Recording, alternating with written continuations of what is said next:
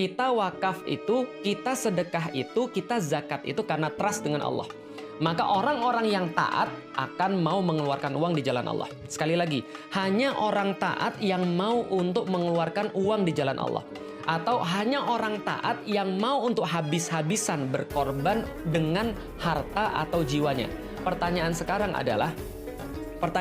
adalah, kalau seandainya Rasulullah begitu mudah memotivasi para sahabat, ketika perang Tabuk, ketika perang Badar, ketika perang apapun dan segala macam, dalam kondisi negara pada saat itu yang Rasulullah pimpin, waktu itu memang tidak punya uang cash, maka kemudian Rasul meminta semuanya berebut ngasih hartanya mereka. Kenapa? Karena Rasulullah memastikan bahwa negara itu, bahwa kehidupan itu, bahwa masyarakat itu, bahwa yang mereka perjuangkan itu semua untuk meraih ridho Allah Subhanahu wa Ta'ala. Lah sekarang mohon maaf, kalau seandainya sekarang kita lihat yang menghina Islam didiemin, yang menistakan Islam kemudian nggak pernah ditangkep, orang-orang Islam malah dibully terus, tiba-tiba ada tokoh-tokoh Muslim yang tiba-tiba ditangkap tanpa kejelasan apa masalahnya gitu ya. Lalu kemudian ada banyak kezoliman-kezoliman yang nggak bisa disebutkan satu persatu. Semua itu terjadi tiba-tiba ngomong tentang wakaf uang. Tiba-tiba ngomong tentang syariat Islam. Tiba-tiba ngomong bahwa sedekah itu merupakan syariat Islam. Ada yang miss di sini.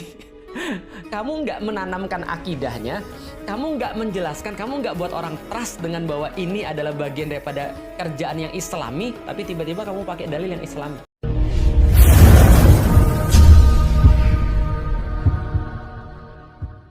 Nah, investasi dengan Allah ini banyak. Mulai dari sedekah, lalu kemudian apalagi zakat, wakaf. Ini semuanya investasi pada Allah. Khususnya wakaf. Kenapa? Karena wakaf adalah yang diartikan oleh ulama sebagai amal jariyah. Amal yang mengalir. Walaupun kita sudah nggak ada. Karena kata Rasulullah, setelah mati seorang anak Adam, maka terputus semua amalnya. Kecuali 3. Anak yang soleh, lalu kemudian ilmu yang bermanfaat. Yang ketiga adalah sodakoh jariyah atau amal jariyah, atau menurut orang-orang para ulama disebut dengan wakaf. Artinya wakaf ini apa? Seseorang itu memberikan hartanya lalu kemudian dihentikan. Wakaf artinya kan berhenti, dihentikan harta itu untuk dimanfaatkan, dikembalikan harta itu pada Allah, dalam tanda kutip ya, semuanya memang punya Allah kan. Jadi dia kembaliin. Contoh misalnya, saya punya tanah, ini saya hentikan kemanfaatannya buat saya dan saya berikan semuanya untuk Allah. Jadi kalau orang sudah berwakaf itu sudah miliknya Allah, balik lagi, sehingga nggak lagi milik individu. Tanah wakaf itu bukan lagi milik individu, tapi sudah dikembalikan menjadi milik Allah. Artinya dia dimanfaatkan untuk kepentingan umat. Lah, kalau ada yang mengatakan selama ini wakaf digunakan untuk kepentingan ibadah saja, pengertian ibadahnya kayak apa? Apakah ibadahnya cuma membangun tempat sholat? Apakah ibadahnya cuma membangun masjid? Apakah ibadah itu cuma untuk sholat? Enggak. Justru wakaf itu adalah untuk pemanfaatan segala sesuatu untuk kepentingan kaum muslimin. Bisa jadi wakaf air, bisa jadi wakaf masjid, bisa jadi wakaf pesantren, bisa jadi bahkan wakaf Quran gitu kan ya. Bisa jadi bahkan wakaf kamera. Ini ada sahabat saya, dia punya uang 50 juta. Lalu dia nanya, yang terbaik apa nih dimanfaatkan? Saya bilang wakafin. Wakafin di mana? Beli kamera, cari orang yang bisa buat konten-konten Islam, biayai mereka buat konten-konten Islam, maka selama video itu ditonton sama orang, maka Anda ngalir pahalanya ke situ. Itu jauh lebih enak gitu kan ya. Kenapa? Daripada kita dakwah sendiri, lebih baik kita kemudian wakafin kamera. Saya sendiri, saya punya 3 kamera, 2 saya wakafin, 1 kemudian saya gunakan untuk pribadi kan gitu kan ya. Jadi saya dapat juga kalau seandainya ada orang yang bikin konten lalu kemudian orang-orang ngelihat dan mendapatkan manfaat. Ini adalah wakaf, dan kita perlu kasih tahu, wakaf itu dimotivasi oleh iman, bukan dimotivasi oleh yang lain. Jadi kalau dikatakan, yuk kita berwakaf uang untuk apa? Untuk membiayai kepentingan sosial. Oh tunggu dulu, sebentar dulu, kepentingan sosial yang mana dulu? Karena balik lagi, kita wakaf itu, kita sedekah itu, kita zakat itu karena trust dengan Allah. Maka orang-orang yang taat akan mau mengeluarkan uang di jalan Allah. Sekali lagi, hanya orang taat yang mau untuk mengeluarkan uang di jalan Allah. Atau hanya orang taat yang mau untuk habis-habisan berkorban dengan harta atau jiwanya. Pertanyaan sekarang adalah, kalau seandainya Rasulullah begitu mudah memotivasi para sahabat, ketika perang Tabuk, ketika perang Badar, ketika perang apapun dan segala macam, dalam kondisi negara pada saat itu yang Rasulullah pimpin, waktu itu memang tidak punya uang cash, maka kemudian Rasul meminta semuanya berebut ngasih hartanya mereka. Kenapa? Karena Rasulullah memastikan bahwa negara itu, bahwa kehidupan itu, bahwa masyarakat itu, bahwa yang mereka perjuangkan itu semua untuk meraih ridho Allah Subhanahu wa Ta'ala. Lah sekarang mohon maaf, kalau seandainya sekarang kita lihat yang menghina Islam didiemin, yang menistakan Islam kemudian nggak pernah ditangkep, orang-orang Islam malah dibully terus, tiba-tiba ada tokoh-tokoh Muslim yang tiba-tiba ditangkap tanpa kejelasan apa masalahnya gitu ya. Lalu kemudian ada banyak kezoliman-kezoliman yang nggak bisa disebutkan satu persatu. Semua itu terjadi tiba-tiba ngomong tentang wakaf uang, tiba-tiba ngomong tentang syariat Islam, tiba-tiba ngomong bahwa sedekah itu merupakan syariat Islam. Ada yang miss di sini. Kamu nggak menanamkan akidahnya, kamu nggak menjelaskan, kamu nggak buat orang trust dengan bahwa ini adalah bagian daripada kerjaan yang Islami, tapi tiba-tiba kamu pakai dalil yang Islami. Itu sama aja kayak gini. Ada seorang bapak, dia nggak ngasih, ada seorang suami, dia nggak ngasih nafkah pada istrinya, pulang marah-marah, mabok-mabokan, lalu kemudian dia cari hartanya haram semuanya, lalu kemudian dia maki-maki istrinya, lalu kemudian dia protes dengan istrinya, tiba-tiba dia bilang, saya itu mau poligami, nikah lagi karena itu syariat Islam. Ini ada yang nggak nyambung di situ, paham teman-teman sekalian? Belum lagi orang-orang ngelihat. Bukan hanya orang Islam, publik melihat, loh bagaimana negara ini memanfaatkan hartanya. Bagaimana selama ini harta itu dikelola. Gimana kalau nanti jadi kayak Bansos? Gimana kalau nanti jadi kayak Jiwasraya? Gimana kalau nanti jadi kayak misalnya contoh ya Asabri dan seterusnya. Ini problem lagi. Lah kenapa? Karena ini masalah pengelolaan harta, nggak ada trust di situ. Lah kalau nggak ada trust di situ ya gimana caranya kita mau minta kepada orang wakaf uang tadi? Kecuali kalau tadi, oh negaranya itu sesuai dengan syariat Islam, gitu kan ya. Orang-orang Muslim itu kemudian diajak ngobrol, dihormati. Tokoh-tokoh agama kemudian diberikan kemuliaan. Agama Islam tuh dijaga, yang menistakan kemudian diurusin. Lalu kemudian ya pokoknya menghormati agama dan orang-orang sampai umat Muslim tuh melihat, oh bener nih, saya punya pemimpin yang keren banget. Membebaskan Hagia Sophia misalnya kayak gitu kira-kira ya. Saya yakin kalau kayak gitu, itu nggak usah disuruh kita udah berebut. Kenapa? Karena kita pasti juga mempertimbangkan semuanya. Atau gampangnya gini deh, gimana kalau Habib Rizik yang minta wakaf itu ya kira-kira? Nah, nanti komen ya, kalau Habib Rizik yang minta wakaf itu kira-kira antum mau atau enggak?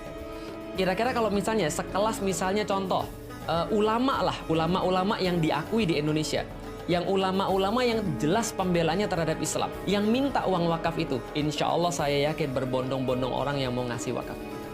Kenapa? Karena dia yakin bahwa gua ngasih ini adalah bagian daripada ibadah. Ketika gua ngasih ini adalah bagian daripada pemulihan terhadap agama. Karena itulah teman-teman sekalian yang perlu kita lihat, jangan cuma kemudian wakafnya doang yang mau, uangnya doang yang mau, tapi kaum muslimin dibully, dipojokkan, radikal. Kalau bahas tentang radikal, ya itu pasti bahasnya tentang Islam. Nggak ada cerita-cerita kemudian bahas radikal, bahasnya yang bukan Islam gitu loh maksudnya. Dikatain radikal lah, anti Pancasila lah. Tapi tiba-tiba kemudian ketika melihat potensi dana, tiba-tiba langsung, oh ini kayaknya perlu diwakafin nih. Sampai kemarin ada meme yang agak lucu. Kalau seandainya ini mau minta wakaf uang, kalau kemarin kan katanya FPI sama HTI kan dibubarin tuh. Nah kalau itu kan nggak boleh lagi untuk ikut pemilu tuh. Kalau ikut wakaf uang boleh nggak? Jadi misalnya ada yang bikin meme kayak gitu. Ini kan karena apa? Distrust. Orang nggak percaya lagi dengan keadaan yang sekarang.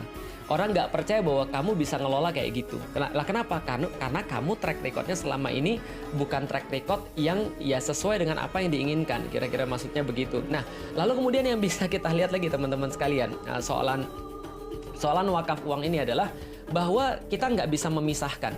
Kita nggak bisa memisahkan antara iman dengan pengorbanan kaum muslim. Dan itu sudah terjadi dari zaman dulu. Orang-orang Aceh dulu mengumpulkan emas mereka untuk memberi pesawat selawah ketika mereka yakin bahwa tegaknya Indonesia ini akan menegakkan agama. Ketika tegaknya Indonesia ini akan menyelamatkan agama mereka, bukan malah membuat agama mereka ini dibully. Bukan malah menempatkan agama mereka itu dalam pesakitan. Bukan malah menempatkan agama itu selalu jadi tempat yang disalah-salahkan. Gitu kan ya. Ini yang kemudian perlu kita tahu bahwa ini tidak kita lihat apa yang ada pada pemerintah. Mau nggak mau ya pemerintah boleh berpikir apapun, tapi ya ini harus dikoreksi. jangan sampai kemudian ya umat berpikir kayak gitu. Nah, ini adalah bagian daripada introspeksi, sebuah kritik kepada pemerintah.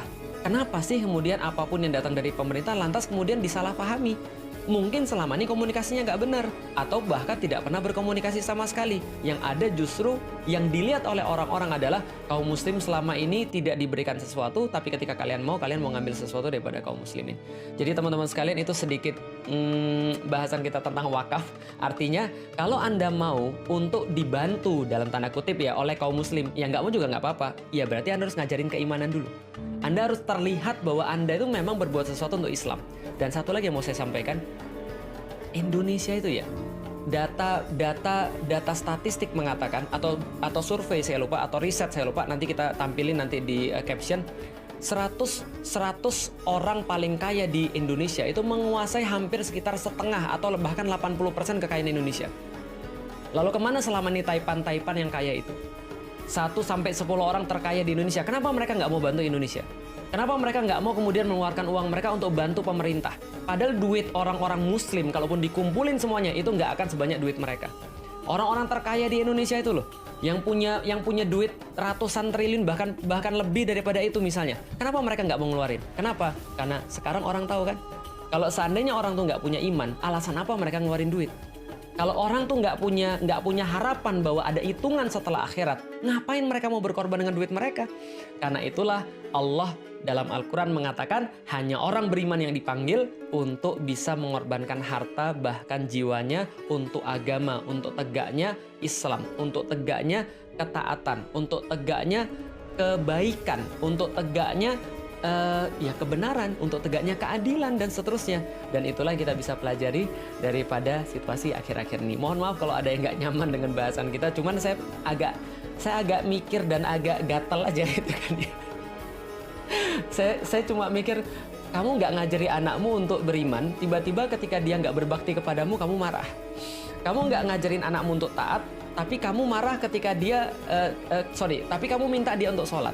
Sama aja kayak ada orang tua yang selama ini nyontoin di depan anaknya dangdutan, nyontoin di depan anaknya untuk ngerokok, nyontoin di depan anaknya untuk berbuat maksiat, tapi dia marah ketika anaknya bermaksiat. Ya sama kayak tadi, maksudnya adalah kamu nyontoin dulu dong. Kalau kamu minta rakyat untuk taat, minta rakyat untuk keluarkan infak atau bahkan wakaf uang, ya contohin dulu.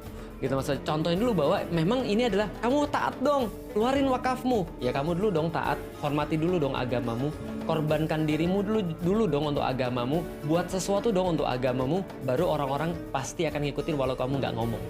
Dan itu sudah terbukti pada Rasulullah Shallallahu Alaihi Wasallam. Rasul nggak usah ngomong, para sahabat sudah infak. Apalagi kalau Rasul ngomong, mak, selesai gitu kan ya.